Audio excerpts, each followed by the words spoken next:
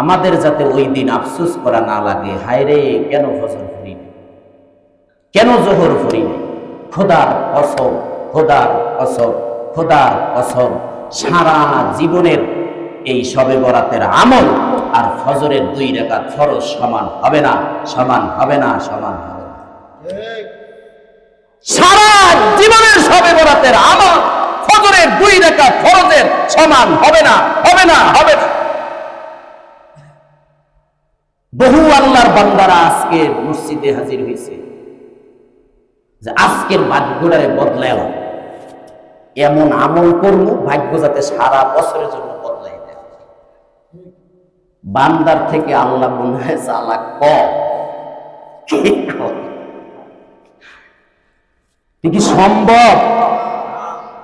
আল্লাহ কি বুঝে মনে হয় কম যে এই বান্দায় আজকের আসছে, আজকের ভাগ্যটারে যেহেতু লিপিবদ্ধ করা হবে, ঠিকঠাক করা হবে, আগামী 1 বছর কি খাইবো, কি করবো না করবো, এটা যাতে ভালো হয়, এই জন্য আজকের এমন আমল করবো যাতে সব আল্লাহ ঠিকঠাক করে দেয়।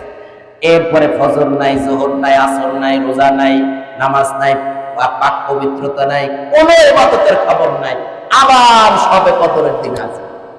এরকম বান্দা আছে না নাই? খোদার কসম, 2 রাকাত ফজরের নামাজ সারা জীবনের শবে বরাতের সমতুল্য হবে না। আপনি সব শবে বরাত একসাথে করেন আর ফজরের 2 রাকাত একসাথে করলে হবে না।